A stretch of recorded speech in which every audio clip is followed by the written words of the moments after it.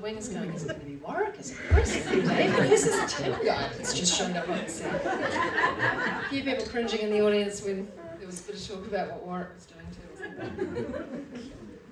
Catch. All right, our final speaker this evening is Pete Duncan. Pete is a celebrant, an MC, a dad, a Poppa, a grandfather, not a Poppa, and a self-proclaimed hustler. If you've been to, I think he's going to talk about that at home, self-proclaimed hustler. If you've been to a Tauranga wedding, chances are Pete's been there, possibly with a microphone. He is also co-founder of the New Zealand Wedding Industry Awards. Ooh. And is known for his unstoppable optimism. Please welcome the man who proves kindness can still steal the show, Pete Duncan.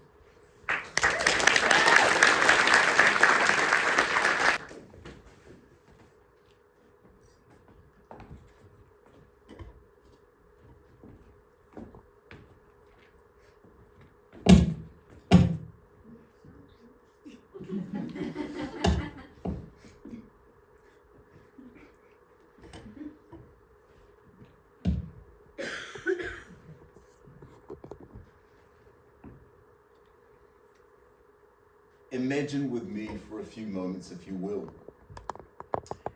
Here I am, hand on steering wheel, arm hanging out window. I am literally driving to my heart's content, busting out my favourite Tay Swift number.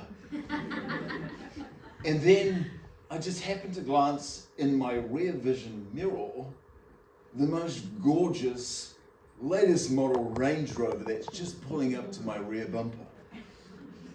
It's beautiful. It's actually coming quite close, I notice. The next moment, I recognize that the driver is actually tailgating me. Tailgating me so close that he can literally see my bumper sticker, which says, "Honk if you love Jesus." Obviously he did, because he started honking furiously at me. Just when I thought that was enough to sustain, he decided that was a great idea to start flashing his lights furiously at me at the same time. If it wasn't enough, he was in my rear vision mirror, flailing his arms like it was an episode of Jonathan Livingston Seagull or something. All of these things were literally diabolically bombarding every sense that I had. The seemingly enraged driver, and I don't know what I'm doing with this machine, it seems to be clicking a lot. I apologize. I'm now getting an instruction about something. And I'm running. Fear grips my heart as much because I feel like I'm about to get electrocuted from this machine as I was by the enraged driver who was just continuing to just tailgate, flash his lights furiously, and for whatever reason didn't stop with the honking of the horn. Reluctantly, I pulled over 500 meters up the road just to see what was going on. Literally, this was the scene in one typically ordinary day that was going to completely disrupt me. It wasn't anything that I had anticipated, and certainly nothing that I had expected.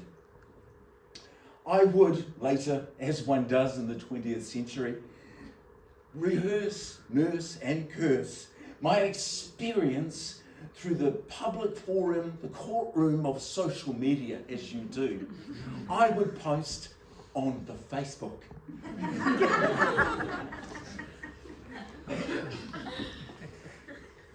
Dear Facebook, post August 18, 2025, 10:40 a.m. Sincere, heartfelt thanks, random old dude, for tailgating me tooting loudly and incessantly flashing your lights enough to give even the strongest epileptic a seizure. Thank you also for allowing me to progress with this joint co-venture of doing all of this for 500 meters until I could safely arrive at a stop that would save us both. My immediate thoughts of you were maybe that you were on the drugs, or that you were a roid rager, or that you were a murderer. I then discovered, in hindsight of everything, that you were in fact trying to tell me in your own unique way that my mobile telephone was actually on the roof of my car. Who knew? Oh, and by the way, the Facebook, thank you, old dude, for not being a murderer. See, this random act of kindness I assumed was an intentional act of idiocy. It served, however, to teach me 3 valuable lessons, which I hope to share with you all this evening. Lesson 1. We each enjoy a filter of fear. Our brains are hardwired to assume danger. That's why I saw a threat rather than an ally. But fear, unfortunately, sometimes can be a really terrible filter. It turns flashing headlights into weapons of war, and unfortunately helpers into enemies. You see, kindness starts when we switch away from the idea that what is this person wanting from me, rather than what is this person wanting for me. And you see that fear narrows the world to a hallway of threats, whereas kindness opens up a door of possibilities. The second lesson. My phone survived that day because one person refused to be a bystander. He could have chosen to whip out his own mobile telephone device. He could have gone on to the Facebook or the TikTok and ended up posting, leveraging off my unfortunate demise and my really bad language, and used it to leverage, to gain his own followers, to improve his own social position. But he chose not to follow. He chose instead to lead by example.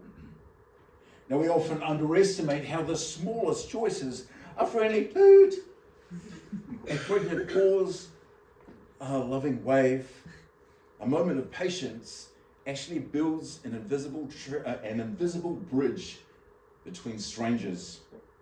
And those bridges don't just fix roof traveling mobile devices on a car, they actually repair bridges of trust. Now, while it wasn't the outcome I was certainly expecting, I learned kindness isn't about changing the world. Sometimes it's simply about refusing to allow the world to change you. My third lesson. Kindness can actually be contagious if we allow it to. If we allow it to spread. And that spread begins with us.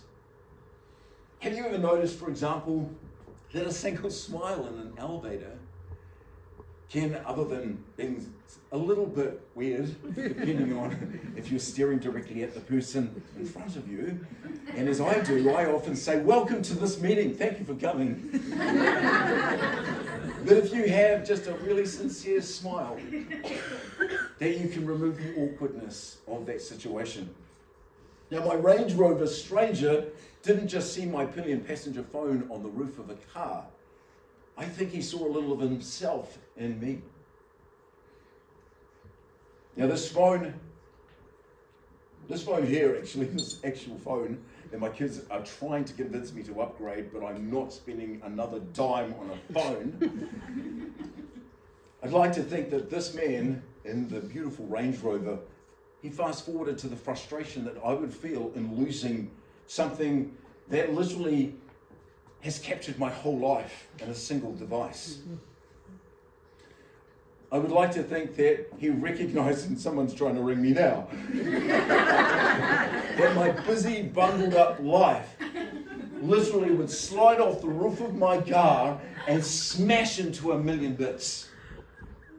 I'd like to think that he would be thinking about that, and as such, decided to literally tailgate me, flash his lights, and honk until he could safely pull over with me.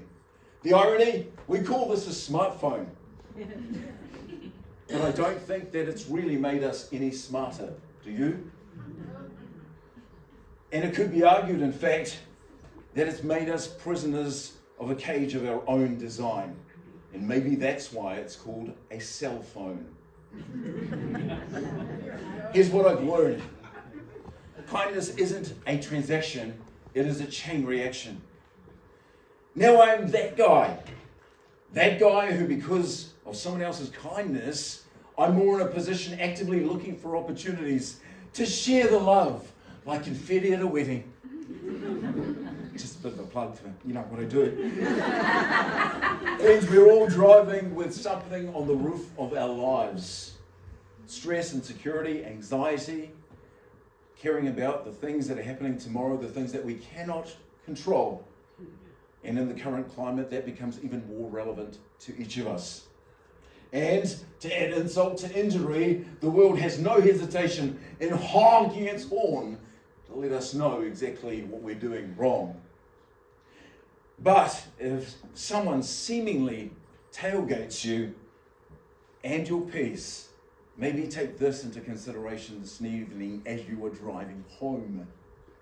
While it may be unexpected, as it was in the case that I've just cited to you regarding my Range Rover stranger, they might be just trying to save your phone on the roof of your car, or your evening, or restoring your faith in humanity.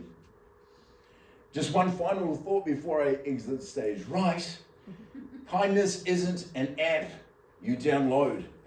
It's a deliberate application. I don't believe the world needs more apps, if I'm truly honest with you. I believe the world needs more people to simply apply a little more kindness. As I leave you this evening, let me leave you with this. I think that singer-songwriter Greg Campbell, and I'd asked for a wave, but I can't see you all, so I'm just going to assume that at least 4 of us know who Greg Campbell is. Oh, it's actually Glenn Campbell. Okay. Stop! It's my story. Singer-songwriter Glenn Campbell said it best with his 1970s toe tapper. It was called Try a Little Kindness, the verse of which reads this: if you see your brother standing by the road with a heavy load from the seeds he sowed, and I know that one of you at least is tempted to sing it if you're not already singing it in your mind. And if you see your sister falling by the way, just stop and say, you're going the wrong way. With a banger of a chorus that kicks off with, you've got to try a little kindness. Yes, just show a little kindness. Just shine your light for everyone to see. And if you try a little kindness, then you'll overlook the blindness of a narrow-minded people on the narrow-minded streets. Let's be kind to one another. Thank you.